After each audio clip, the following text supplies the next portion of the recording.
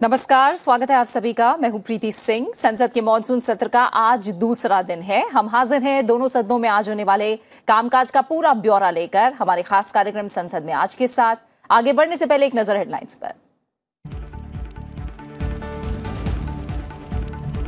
Pegasus मामले पर केंद्रीय आईटी मंत्री अश्विनी वैष्णव का राज्यसभा में बयान आज। कुछ लोगों के फोन डेटा की गोपनीयता भंग किए जाने की खबरों के बारे में देंगे जानकारी। कल लोकसभा में दिया था बयान, कहा सनसनीखेज विषय में कोई सच्चाई नहीं।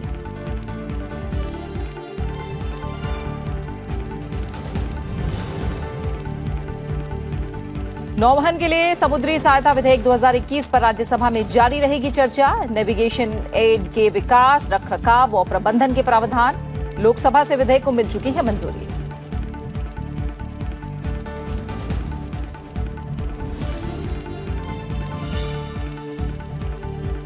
फैक्टरिंग विनियमन संशोधन विधेयक 2020 पर लोकसभा में होगा विचार। रिजर्व बैंक को फैक्टरिंग बिजनेस के लिए रेगुलेशन बनाने का मिलेगा अधिकार। वित्त मंत्री निर्मला सीतारमण 2021-22 के लिए अनुपूरक अनुदान मांगों का विवरण सदन में करेंगी पेश।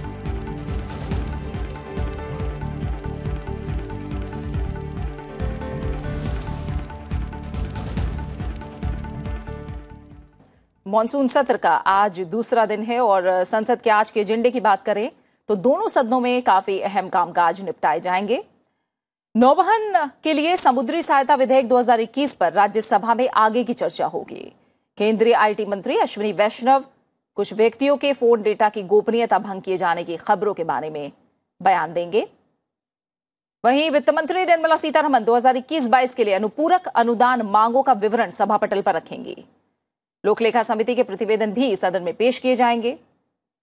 प्रश्नकाल के दौरान जनहित से जुड़े अहम सवाल भी पूछे जाएंगे। वहीं पूर्व दिवंगत राज्यसभा सदस्य रामधर कश्यप को सदन में श्रद्धांजलि भी दी जाएगी।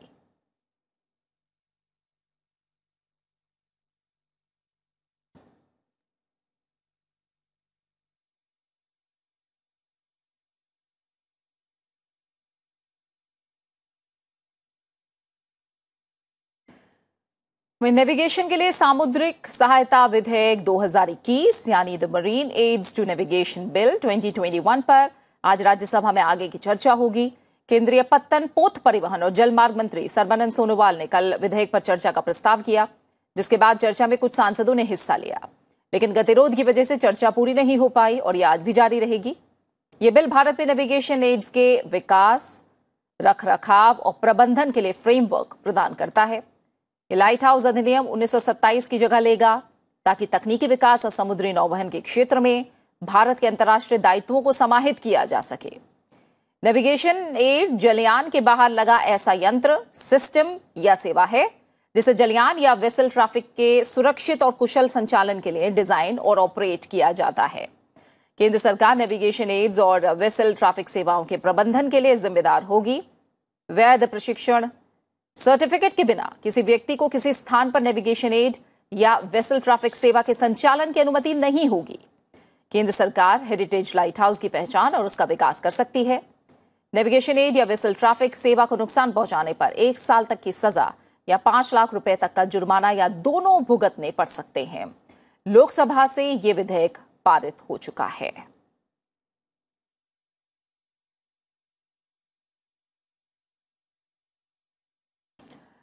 और इस समय मैं रुक करूंगी। मेरे सहयोगी अखिलेश सुमन संसद भवन परिसर से मेरे साथ जुड़े हुए हैं, जिनसे हम राज्यसभा यानी उच्च सदन के कामकाज के बारे में जानकारी लेंगे। अखिलेश, कल मॉनसून सत्र के पहले दिन हमने देखा गतिरोध देखने को मिला। आज किस तरह की संभावनाएं कामकाज को लेकर उच्च सदन में दिख रही हैं?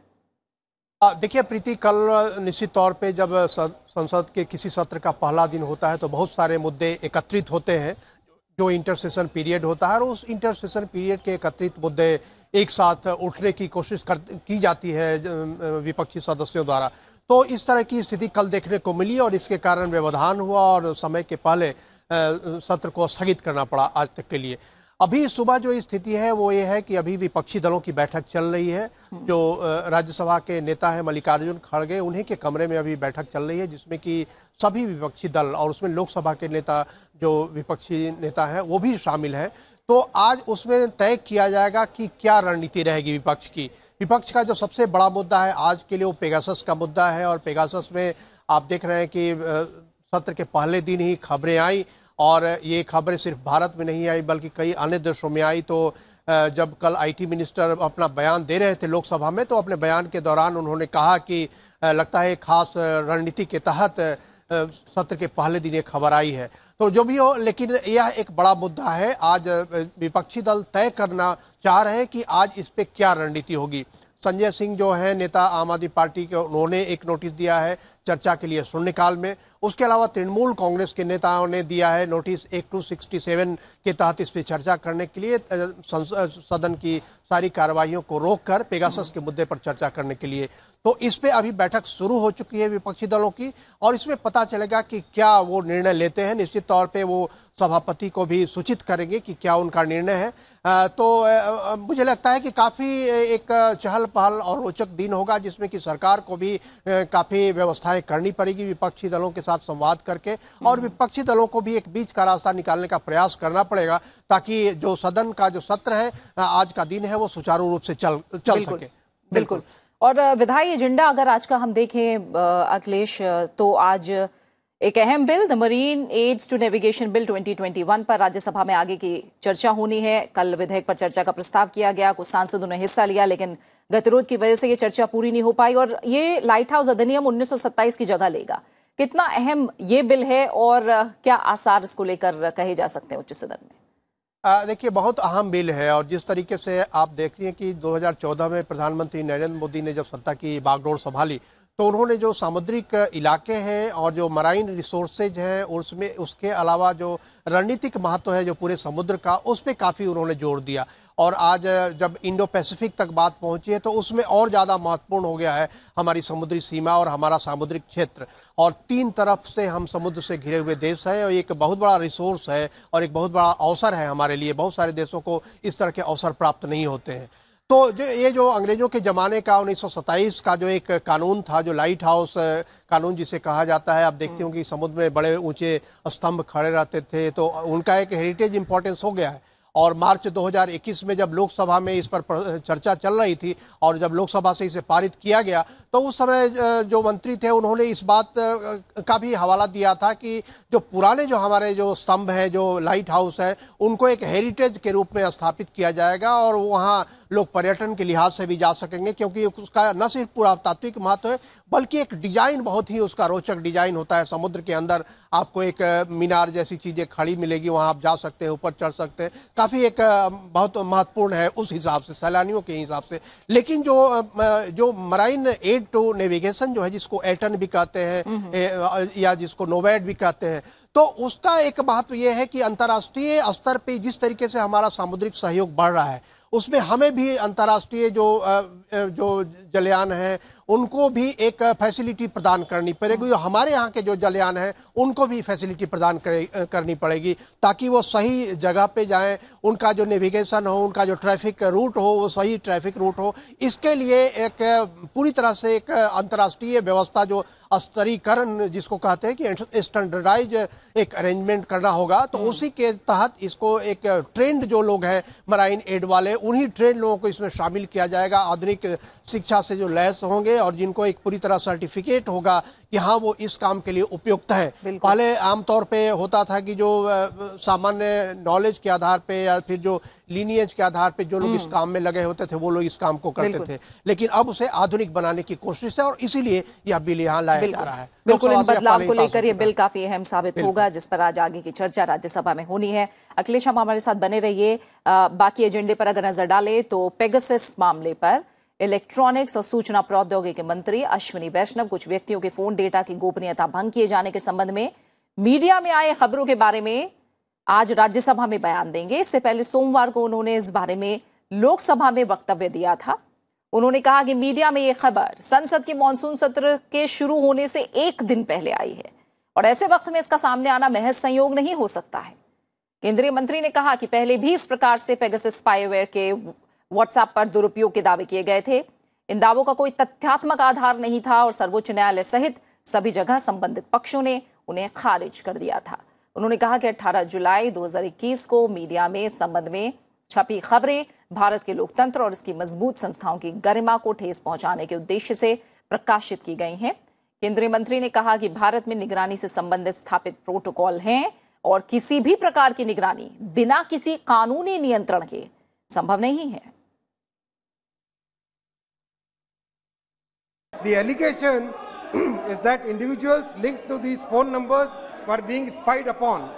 However, the report says that the presence of a phone number in the data does not reveal whether a device was infected with Pegasus or subject to an attempted hack. Without subjecting the phone to this technical analysis, it is not possible to conclusively state whether it witnessed an attempted hack or was successfully compromised. Honorable Speaker, sir, the report itself clarifies that presence of a number in the list does not amount to snooping. Shyam Bihari मिश्र। अखिलेश सुमन मेरे सहयोगी मेरे साथ जुड़े हुए हैं। Akhilesh, Pegasus मामले पर electronics और सूचना प्रौद्योगिकी मंत्री अश्विनी वैष्णव आज राज्यसभा में बयान देंगे और कल हमने देखा था लोकसभा में उन्होंने वक्तव्य दिया था। अब राज्यसभा में बयान होना है, अब देखना होगा कि सरकार के पक्ष से विपक्ष का गतिरोध थमता है या नहीं। निश्चित तौर पे देखिए, जो स्थितियां सुबह से लग रही है और जो विपक्षी दल जिस तरीके से रणनीति बना रहे हैं उसमें उनकी रणनीति सरकार को इस मसले पर घेरने की है। और जैसा कि शून्यकाल के दौरान भी ये मामला उठ सकता है और उसके अलावा आज क्वेश्चन आवर को भी स्थगित करने की मांग उठ सकती है। और जिस तरीके से सरकार ने शायद यही सोच के इसे 2 बजे रखा है, क्योंकि शून्यकाल के दौरान सरकार अमूमन कोई बयान नहीं देती है और प्रश्नकाल सांसदों के लिए होता है, इसलिए सरकार इस पे बयान नहीं देती है। 2 बजे के बाद एक स्थिति बनेगी कि 2 बजे के बाद हो सकता है कि विपक्ष आईटी मिनिस्टर को बयान देने के लिए राजी हो जाए। और अगर आईटी मिनिस्टर बयान देते हैं उसके बाद निश्चित तौर पे स्पष्टीकरण का दौर चलेगा। और अगर ये स्पष्टीकरण का दौर चल रहा है तो काफ़ी मुझे लगता है कि काफ़ी चीज़ें साफ होंगी, विपक्ष के भी जो सवाल हैं वो साफ होंगे। तो यह बड़ा ही रोचक क्षण होगा आज दोपहर के बाद कि ये पेगासस मुद्दे एक के बाद एक मीडिया की तरफ से कई नाम दिए जा रहे हैं और उसमें कि विपक्ष के लोग भी काफ़ी अपनी तैयारी किए हुए हैं। और जब सदन का सत्र चलता है तो विपक्ष और सत्ता पक्ष के बीच में ऐसी स्थितियां आती है। तो मुझे लगता है कि 2 बजे के बाद हो सकता है कि जो अश्विनी वैश्य है, जो आईटी मिनिस्टर, वो बयान दे और उसके बाद विपक्ष उनसे सवाल जवाब करने की स्थिति में आए, क्योंकि ये मौका होगा विपक्ष के लिए कि वो इस पे सीधे तौर पे मंत्री से सवाल पूछ सकते हैं। बिल्कुल। और अखिलेश, एक मैं बैठक को लेकर भी आपसे जानकारी लेना चाहूंगी। प्रधानमंत्री नरेंद्र मोदी आज राज्यसभा और लोकसभा के फ्लोर लीडर्स के साथ आज शाम बैठक करने वाले हैं और वैक्सीनेशन पर यह बैठक होने वाली है, इसके बारे में क्या ज्यादा जानकारी? निश्चित तौर पे आज शाम में 6 बजे बैठक रखी गई है। अभी तक जो कल उस ऑल पार्टी मीटिंग में उसके पहले जो प्रस्ताव आया था कि प्रधानमंत्री नरेंद्र मोदी खुद इस बैठक को संबोधित करेंगे, लेकिन विपक्षी दलों का ये आग्रह था कि प्रधानमंत्री नरेंद्र मोदी जब हैं तो सदन में इस बात को बोले, लोकसभा और राज्यसभा के पटल पे इस बात को बोले। लेकिन चूंकि पावर पॉइंट प्रेजेंटेशन है, उसमें इक्विपमेंट्स और कई तरह की चीज़ें हैं, तो इसके लिए बाद में होगा कि इसको कॉन्फ्रेंस हॉल में किया जाए। और आज जो अभी तक की सूचना ये है कि प्रधानमंत्री नरेंद्र मोदी शाम 6 बजे उस बैठक में मौजूद रहेंगे। पार्लियामेंट एनेक्सी में बैठक होने वाली है और जिसमें कि हेल्थ सेक्रेटरी वो पावर पॉइंट प्रेजेंटेशन करेंगे और फ्लोर लीडर्स के सवाल भी लेंगे। तो अभी तक की स्थिति यही है। और जो बैठक अभी चल रही है विपक्षी दलों की, उधर बीजेपी के भी फ्लोर लीडर्स की जो मीटिंग चल रही है उनके नेताओं की, तो इस मीटिंग के बाद हो सकता है तो दोपहर के करीब स्थितियां पूरी तरह शामिल हो जाए। लेकिन अभी तक जो संकेत है विपक्ष दे रहा है वो ये है कि वो 6 बजे की मीटिंग में हेल्थ सेक्रेटरी जिसको संबोधित करेंगे, प्रधानमंत्री मौजूद रहेंगे, उसमें में शामिल होंगे। अभी तक की स्थिति। बिल्कुल अखिलेश, बहुत बहुत शुक्रिया आपका फिलहाल हमारे साथ जुड़ने के लिए और इस बैठक और साथ ही उच्च सदन के कामकाज को लेकर तमाम जानकारी हम तक पहुंचाने के लिए। और अब बात करेंगे लोकसभा की। तो लोकसभा में 2 अहम विधेयक आज कार्यसूची में शामिल हैं। सदन में आज फैक्टरिंग रेगुलेशन संशोधन बिल 2020 और राष्ट्रीय खाद्य प्रौद्योगिकी उद्यमिता और प्रबंधन संस्थान विधेयक 2021 पर विचार होगा। वित्त मंत्री निर्मला सीतारमण वर्ष 2021-22 के लिए अनुदानों की अनुपूरक मांगों के पहले बैच का विवरण प्रस्तुत करेंगी। साथ ही वो वर्ष 2017-18 के लिए अनुदानों की अतिरिक्त मांगों का विवरण भी पेश करेंगे। केंद्रीय मंत्री साध्वी निरंजन ज्योति ग्रामीण विकास मंत्रालय से संबंधित वर्ष 2019-20 के अनुदान मांगों के बारे में विभाग संबंधी स्थायी समिति के पहले प्रतिवेदन में शामिल सिफारिशों के कार्यान्वयन की स्थिति के बारे में बयान देंगी। इसके अलावा लोक लेखा समिति के प्रतिवेदन भी पेश किए जाएंगे।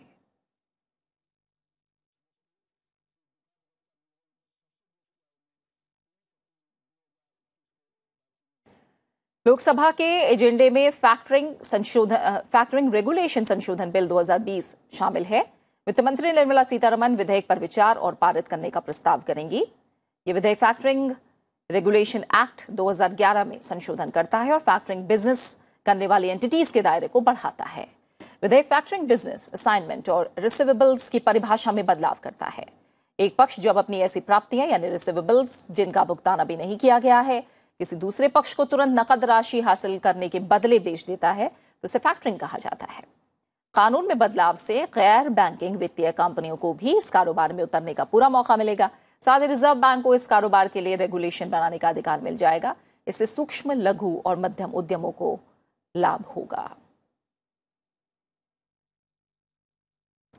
और सीधा हम रुक करेंगे, मेरे सहयोगी रविंद्र सिंह शोरान मेरे साथ जुड़े हुए हैं जो लोकसभा के एजेंडे के बारे में ज्यादा बात करेंगे। रविंद्र, अगर हम लोकसभा का एजेंडा देखें तो 2 अहम विधेयक कार्यसूची में शामिल हैं और काफी अहम कामकाज इसके अलावा भी हमें देखने को मिल रहा है। लेकिन पहला दिन जिस तरह गतिरोध देखने को मिला, क्या संभावनाएं लोकसभा में आज नजर आ सकती हैं? जी बिल्कुल, देखिए अभी जिस वक्त हम लोग बात कर रहे हैं तो ठीक मेरे सामने संसद की जो पार्लियामेंट लाइब्रेरी बिल्डिंग है उसमें से जो बीजेपी संसदीय दल की बैठक है वो अभी ख़त्म हुई है। तो जाहिर है कि रणनीति बनाई गई होगी कि किस तरीके से सदन में जो विपक्ष का गतिरोध है उसका सामना किया जाए और संसद को सुचारू ढंग से चलाने की कोशिश बीजेपी की तरफ से की जाए। और प्रधानमंत्री उसमें मौजूद रहे, गृह मंत्री अमित शाह और बीजेपी के अध्यक्ष जेपी नड्डा, तमाम लोग उसमें शामिल थे और उसकी डिटेल्स अभी हमारे पास आना बाकी हैं। इसके अलावा जो सदन है उसमें जो आपने बताया कि 2 अहम बिल आज जो आने वाले हैं, एक जो संशोधन बिल है, जाहिर है बहुत अहम ये बिल है और इस बिल को 2011 में लेके आया गया था और पिछले साल 2020 में जब इसको संशोधन के लिए पेश किया गया था लोकसभा में 14 सितंबर को, उसके बाद से ये बात कही गई कि इसको एक बार पुनर्विचार करने के लिए स्टैंडिंग कमेटी को भेजा जाए। सरकार ने इस बिल को स्टैंडिंग कमेटी के लिए पास भेजा और उसके बाद फरवरी के महीने में 2021 में स्टैंडिंग कमेटी की रिपोर्ट आ गई। उस रिपोर्ट के आधार पर, उस रिपोर्ट की जो रिकमेंडेशंस थी, उसके बाद सरकार इस बिल को जो कैबिनेट के माध्यम से पारित करके और दोबारा से संशोधन लेके आई है। ये जो बिल है ये मूल रूप से वैसे तो पूरे उद्योग जगत पर लागू होता है, लेकिन खास तौर पर जो MSMEs हैं, जानकारों का मानना है कि MSME सेक्टर जो है जिस पर मोदी सरकार पिछले लंबे अरसे से लगातार लोगों को आत्मनिर्भर बनाने की कोशिश कर रही है, लगातार लोगों को स्वरोजगार जो है वो हासिल करें और दूसरे लोगों को रोजगार प्रदान कर सकें, उसके लिहाज से जो काम कर रही है, तो उसमें ये बहुत अहम संशोधन होगा। इसमें जो असाइनमेंट्स हैं, इसमें जो एंटिटीज हैं, उनके मूल जो परिभाषा है उनको बदल के उसके दायरे में व्यापक बदलाव किया गया है। साथ ही साथ जो NBFCs हैं उनको भी इसके दायरे में एंट्री जो है मिल सकेगी। और रिजर्व बैंक ऑफ इंडिया जो पहले जिसमें कि रजिस्ट्रेशन इसका होता है, उसका भी अब उसके नियमों और कायदे कानून बनाने की भी जो है वो ताकत दी गई है रिजर्व बैंक को। तो उस लिहाज से ये जो संशोधन है इसको काफ़ी अहम माना जा रहा है। आज जो एजेंडे में शामिल है कि वित्त मंत्री निर्मला सीतारमण इसको सदन के पटल पर रखेंगी और विचार तथा जो है पास करने के लिए संसद से अपील करेंगे। बिल्कुल, आप बने रहिए हमारे साथ रविंद्र। आगे एजेंडे पर बात करते हैं, जो दूसरा बिल है एक बार उस पर नजर डालते हैं। राष्ट्रीय खाद्य प्रौद्योगिकी उद्यमिता और प्रबंधन संस्थान विधेयक 2021 आज लोकसभा की कार्यसूची में शामिल है। केंद्रीय खाद्य प्रसंस्करण और उद्योग मंत्री पशुपति कुमार पारस विधेयक पर विचार और पारित करने का प्रस्ताव करेंगे। ये विधेयक हरियाणा की कुंडली स्थित राष्ट्रीय खाद्य प्रौद्योगिकी उद्यमिता और प्रबंधन संस्थान और तमिलनाडु के तंजावुर में भारतीय खाद्य प्रसंस्करण प्रौद्योगिकी संस्थान को राष्ट्रीय महत्व के संस्थान का दर्जा प्रदान करता है। इससे इन संस्थानों को अपने शैक्षिक पाठ्यक्रम की रूपरेखा तैयार करने और विकसित करने में मदद मिलेगी। साथ ही अपने शैक्षिक क्रियाकलापों में अनुसंधान की गतिविधियों और उसका दर्जा बढ़ाने के लिए संचालन की स्वायत्तता मिलेगी। इससे ये विश्व स्तरीय संस्थान बन सकेंगे। बीते बजट सत्र के दौरान विधेयक को राज्यसभा की मंजूरी मिल चुकी है।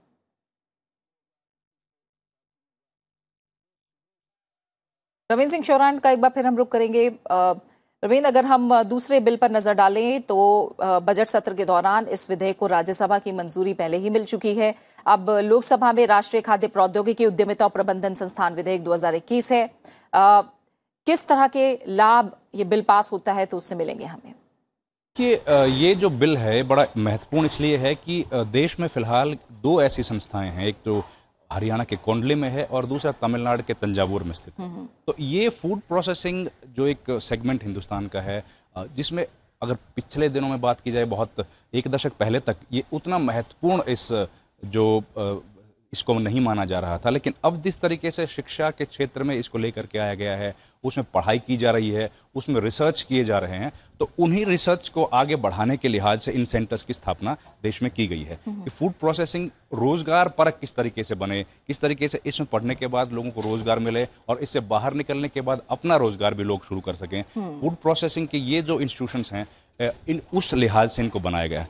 ये जो आज संशोधन बिल लेकर आया जा रहा है, उसके बाद इन दोनों संस्थाओं को इस बिल के माध्यम से वो ताकत मिलती है कि ये अपने जो सिलेबस है, जो एकेडमिक सिलेबस रहता है, उसमें अपने हिसाब से ये लोग उसमें बदलाव कर सकते हैं, उसका निर्धारण कर सकते हैं, एग्जाम्स का कर सकते हैं।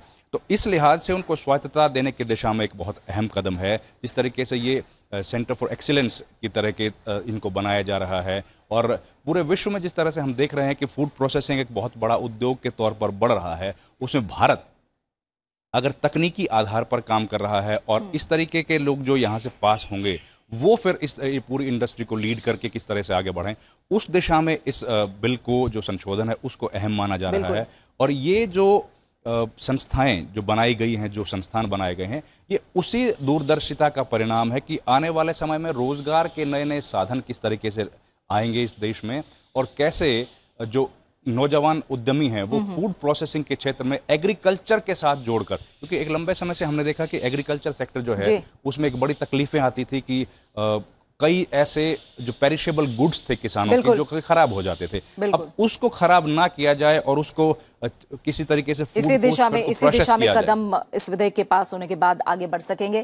फिलहाल बहुत बहुत शुक्रिया रविंद्र सिंह शौरान, आपका हमारे साथ जुड़ने के लिए और इस जानकारी को हम तक पहुंचाने के लिए। और अब बात करेंगे प्रश्नकाल की। राज्यसभा में आज प्रश्नकाल के दौरान आयुष, कॉर्पोरेट कार्य, संस्कृति, पृथ्वी विज्ञान, वित्त, स्वास्थ्य और परिवार कल्याण, नवीन और नवीकरणीय ऊर्जा, पर्यटन, विद्युत, विज्ञान और प्रौद्योगिकी मंत्रालय से जुड़े सवाल पूछे जाएंगे। आइए एक नजर डालते हैं कुछ अहम सवालों पर।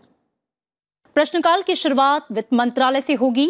सांसद संजय सेठ कोविड-19 के उपचार के छूट दिए जाने से संबंधित सवाल करेंगे।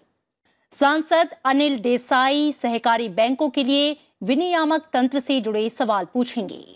सांसद टी.जी. वेंकटेश कपास पर लगने वाले आयात शुल्क से संबंधित सवाल पूछेंगे। सांसद सुरेंद्र सिंह नागर उत्तर प्रदेश में कोविड-19 हेतु वित्तीय राहत पैकेजों के लाभार्थी से जुड़े सवाल करेंगे। सांसद अयोध्या रामी रेड्डी स्वास्थ्य और परिवार कल्याण मंत्रालय से स्वास्थ्य देखरेख अवसंरचना संबंधी राष्ट्रीय नीति को लेकर सवाल पूछेंगे। सांसद किरोड़ी लाल मीणा पैथोलॉजी प्रयोगशालाओं के संबंध में NABL द्वारा जारी किए गए दिशा निर्देशों से संबंधित सवाल करेंगे। सांसद MV श्रेयंस कुमार कोविड-19 की दूसरी लहर के दौरान अनिवार्य चिकित्सा सुविधाओं की कमी से जुड़े मुद्दे पर सवाल पूछेंगे। सांसद डॉक्टर L हनुमंतया फंगस संक्रमण के प्रकोप से निपटने के लिए कार्य योजना से संबंधित सवाल करेंगे। सांसद रामनाथ ठाकुर ब्लैक फंगस और कोविड-19 के डेल्टा वेरिएंट के इलाज के लिए उपचार संबंधी नवाचार को लेकर सवाल करेंगे। सांसद सुजीत कुमार आयुष मंत्रालय से औषधीय पेड़ पौधे संबंधी अनुसंधान और प्रलेखन संबंधित सवाल पूछेंगे। सांसद V विजयसाई रेड्डी संस्कृति मंत्रालय से अंजनाद्री तिरुमला को भगवान हनुमान का जन्मस्थल माने जाने से संबंधित सवाल करेंगे।